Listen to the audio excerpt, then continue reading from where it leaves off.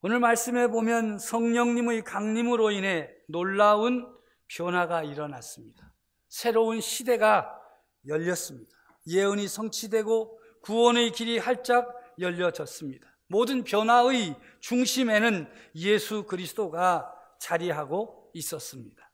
성령으로 충만한 사도들을 통하여 하나님의 구원 사역이 분명하고 확실하게 선포되었습니다. 누구든지 주의 이름을 부르는 자는 구원을 얻으리라. 너희가 십자가에 못 박아 죽인 예수가 바로 하나님 아버지께서 우리를 위해 보내신 구세주이시다. 비록 너희가 법 없는 자들의 손을 빌려 십자가에 못 박아 죽였으나 하나님께서 그를 사망의 고통에서 풀어 살리셨으니 이는 그가 사망에 매여 있을 수 없었습니다. 이 예수를 하나님이 살리신지라. 우리가 다 이 일의 증인이다. 하나님이 오른손으로 예수를 높이심에 그가 약속하신 성령을 아버지께 받아서 너희가 보고 듣는 이것을 부어주셨느니라. 그런즉 이스라엘 온 집은 확실하게 알 것인데 너희가 십자가에 못 박은 이 예수를 하나님이 주와 그리스도가 되게 하셨느니라. 사도들은 성령의 말하게 하심을 따라서 분명하고 확실하게 새로운 시대가 시작되었음을 선포하였습니다. 새로운 물결이 넘쳐 흐르게 되었다고 외쳤습니다. 그래서 38절에 보면 너희가 회개하여 각각 예수 그리스도의 이름으로 세례를 받고 죄사함을 받으라. 그리하면 성령의 선물을 받을 것이다. 너희가 이 패역한 세대에서 구원을 받아라. 이런 새로운 시대가 열렸다, 새로운 물결이 넘쳐 흐르는 것을 보고 사람들이 당황하였습니다. 어떻게 해야 할 바를 몰랐습니다. 지금까지 자기들이 알고 믿었던 지식과 믿음이 진리가 아니라, 전부가 아니라 이 사실에 얼마나 당황하였겠습니까? 아무리 자기들의 믿음이 옳고 자기들이 알고 있는 지식이 옳다고 주장해도 지금 자신들의 눈앞에서 벌어지고 있는 성령 충만의 역사가 하나님의 큰 일을 선포하고 있으니 그 앞에서 고개를 숙이지 않을 수가 없었던 것입니다. 그들의 마음에 큰 찔림이 있었습니다. 그래서 그들이 외쳤지요. 형제들아, 우리가 어찌할꼬? 이 말씀은 새 시대의 선포인 것입니다. 새로운 시대. 예수 그리스도가 우리의 주님이시며 메시아이시다. 예수님만이 구원자이시며 생명의 길이시다. 새 시대가 선포되었음을 알리고 새 시대에 동참하기를 원하는 자는 새로운 물결, 즉 회개와 세례 그리고 죄사함을 받고 성령의 선물을 받아야 한다는 선포에 3,000명이나 되는 사람들이 참여하여 세례를 받고 죄사함을 받고 성령의 선물을 받았습니다. 대단한 용기이며 결단이 아닐 수 없습니다. 성령의 강림하심과 역사하심으로 이루어진 일입니다.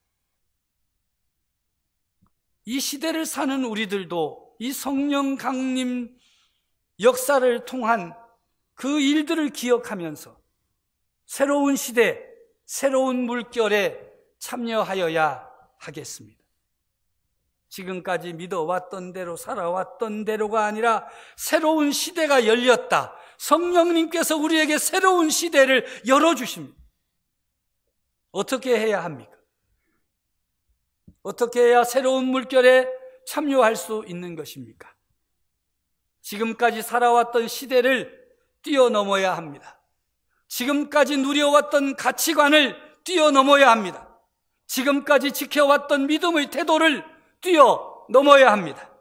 나도 틀릴 수 있다는 자세를 가지고 하나님 아버지의 뜻을 분별하고 하나님의 음성을 들어야 합니다. 내가 듣고 있는 음성이 진정한 하나님의 음성인지 내 속에 있는 욕심의 소리인지 세상 풍조 속에서 들려오고 있는 세상의 소리인지를 분별해야 할 것입니다. 내 삶이 참으로 예수 그리스도를 중심으로 삼고 있는지 오직 예수 그리스도를 신뢰하며 따르고 있는지를 분별해야 할 때인 것입니다. 성령님의 도우심으로 오직 예수 그리스도를 중심으로 삼고 살아가는 새 시대, 새 물결에 참여하고자 하는 결단이 있어야 것입니다. 내가 지금까지 예수 잘 믿었는데 무슨 소리요? 내가 지금까지 예수 믿고 얼마나 살았는데 뭘 뛰어넘으라고 하는 이야기요? 반문하실 수 있습니다. 나는 아무리 그래도 나는 내 식대로 믿을 거고, 아무리 그래도 나는 지금까지 해왔던 대로 그냥 쭉 갈겨. 5월 22일자 국민일보 이의용 교수의 글을 읽으면서 제게 큰 느낌이 있었습니다. 그의 글은 덕률풍의 이야기로 시작됩니다. 여러분, 덕률풍이 뭔지 아십니까? 1882년에 우리나라에 덕률풍이라고 하는 신기한 물건이 하나 들어왔습니다. 바로 전화입니다. 영어로 텔레폰인데 텔레폰을 우리나라 말로 옮기려니까 제일 적당한 말이 덕률풍. 이 덕률풍은 궁궐 내에서만 사용되다가 점차 일반인에게까지 보급이 되었어요. 그래도 매우 귀한 물건이었지요. 그렇지 않겠습니까? 멀리 떨어진 사람에게 소식 전하려면 파발말을 띄운다든지 또 편지를 보낸다든지 해서 여러 시간 여러 날이 걸렸는데, 이 덕률풍이라고 하는 전화기만 들으면 멀리 있는 사람도 옆에 있는 사람하고 속삭이듯이 말할 수가 있으니까 참 놀라운 변화가 나타난 것입니다. 그러다가 100년 이상 지난 후에 1988년 88 올림픽 때는 한 가구 한 전화 시대가 열렸습니다. 전화기 한 대 집에 놓고 굉장히 부자가 된 것 같았지요. 바로 불과 얼마 전에는 그저 동네 시골 마을에서도 이장님 댁에만 전화가 있어가지고 방송했잖아요. 누구누구네 전화 왔으니까 빨리 와서 전화 받아라. 전화기 있는 집 세도가 당당했어요. 저희는 언제 살았길래 저런 얘기를 하나, 그런 표정들 짓지 마세요. 비슷하게 살았으면서. 그런데 이 덕률풍이라고 하는 전화기가 무선 전화라는 강적을 만나서 소멸되기를 시작했어요. 저도 27년 전에 강서에 왔는데 그때 집사님이 목사님 이거 있어야 됩니다. 무선 전화기가 꼭 필요합니다. 카폰으로도 쓰고 참 좋습니다. 이야, 그때 저는 세상을 얻은 것 같았어요. 이따만한 거.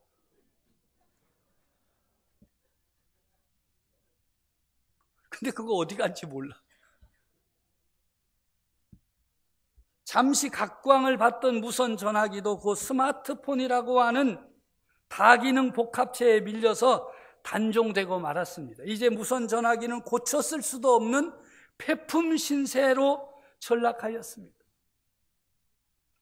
그렇게 신기하고 희한하던 전화기가 점점 다 없어졌어요. 지금도 보고 계시죠? 스마트폰?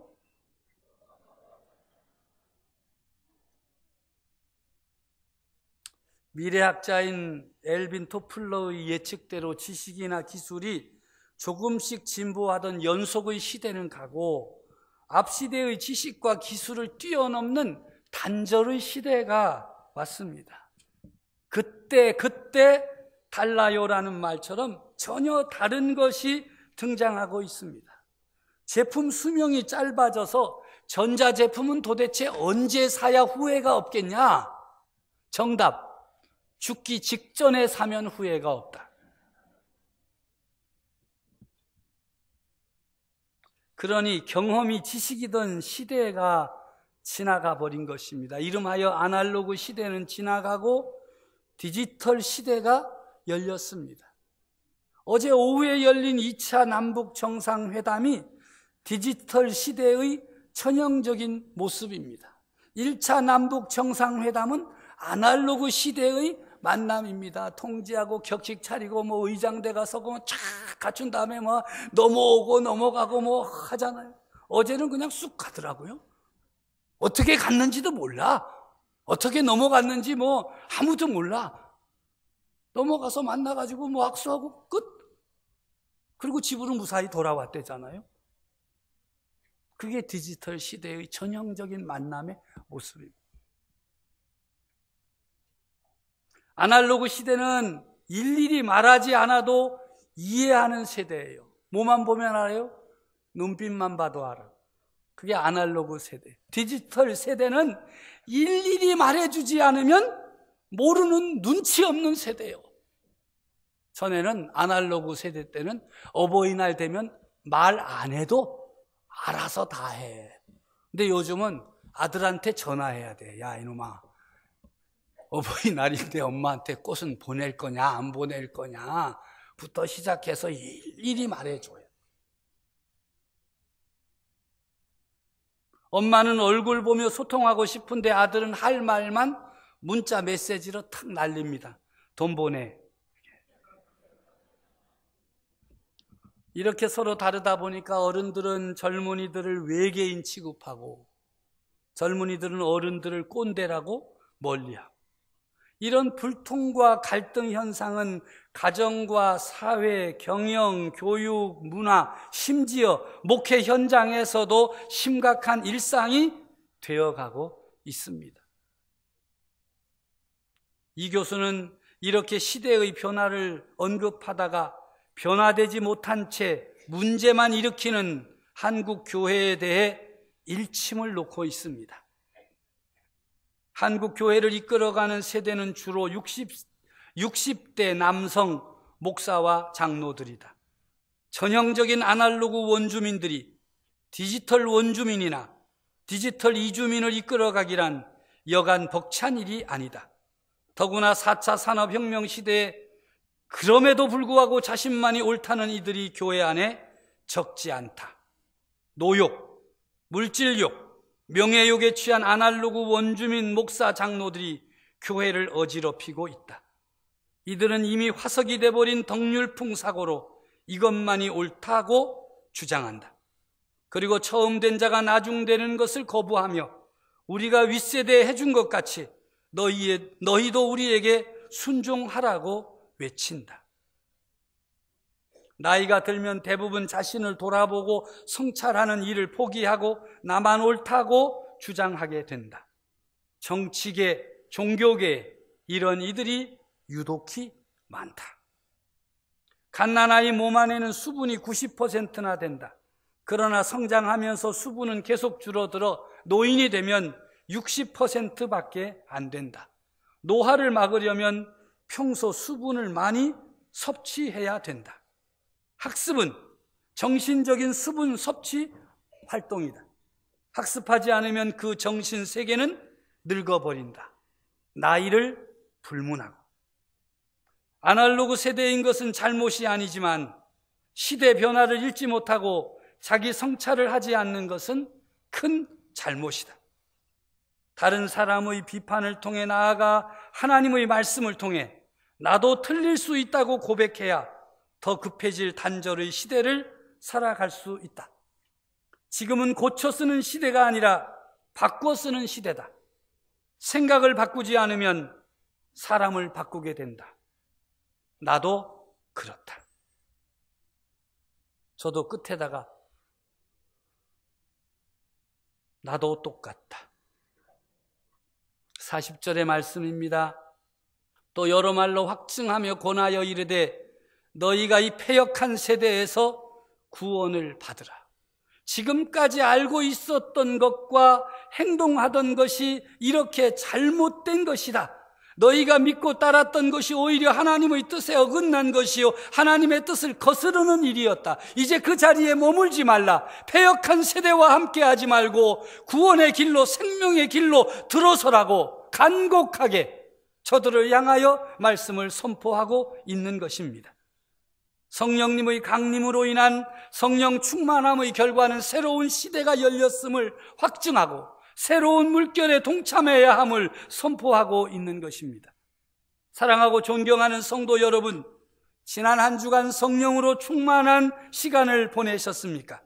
성령님께서 말씀하시는 바를 들으셨습니까? 새로운 세대가 되라는 말씀에 귀를 기울이고 그 뜻을 따라가기를 원하십니까? 자기를 중심으로 살아가는 이 패역한 세대를 본받지 말고 성령의 인도하심을 따르면서 예수 그리스도를 중심으로 사는 그리스도인의 길을 걸어가야 할 때입니다. 무엇이 그리스도인의 삶을 방해하고 가로막고 있는지 알아차리고 그것들로부터 떠나야 할 것입니다. 습관으로부터 떠나야 할 것입니다. 욕심으로부터 떠나야 할 것입니다. 게으름과 나태함과 안일함에서 떠나야 할 것입니다.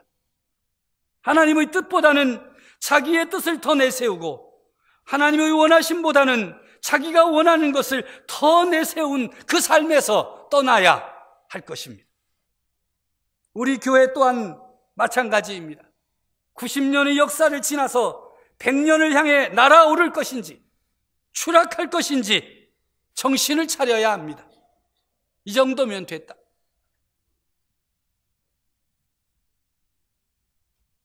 이 정도면 됐다고 생각하는 순간부터 추락하는 것입니다. 어떻게 해야 우리 교회가 100년을 향해 날아오를 수 있겠습니까? 그것은 오직 하나입니다. 어떻게 하면 우리 교회가 주님이 기뻐하시는 교회가 될 수 있을 것인가? 사람이 대우를 받고 인정을 받고 존중을 받는 그것이 아니라 어떻게 하면 하나님의 영이 이끄시는 대로 나아갈 것인가? 제대로 날아오르지 못하면 추락할 수밖에 없습니다. 그냥 그대로 있을 수는 없습니다. 디지털 세대를 향해 복음을 전하는 일, 그들을 품고 복음으로 양육하는 일, 그 세대를 섬김에 진심이 통하도록 겸손하게 섬기는 일 제대로 해야 됩니다.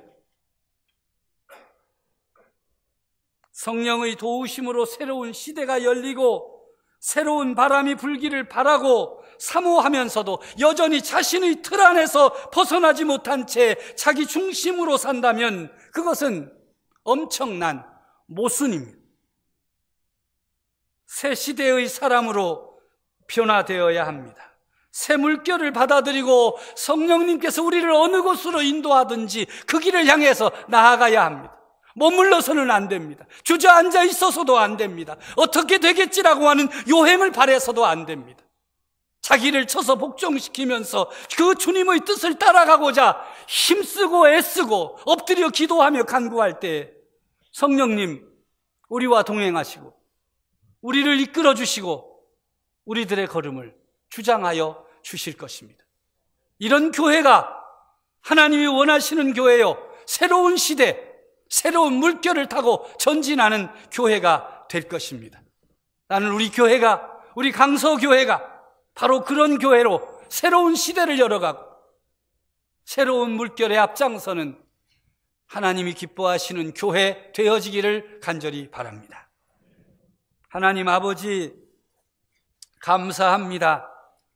오늘도 우리들을 불러서 하나님 앞에, 말씀 앞에 세워주시고 우리로 깨우침을 얻게 하시니 감사합니다. 형제들아 우리가 어찌할꼬 주님 우리가 어찌하여야 하겠습니까? 마음의 찔림을 받은 대로 주님 앞에 엎드려 간구하고 도움을 청하며 성령의 인도하심을 따르게 해 주시옵소서. 성령의 충만함으로 그 능력으로 이 세대를 본받지 아니하고 이 패역한 세대에서 떠나 하나님 나라를 향하여 전진하는 주님의 교회가 되게 해 주시옵소서. 믿음의 사람들이 되게 하여 주시옵소서. 예수 그리스도 이름으로 기도하옵나이다. 아멘.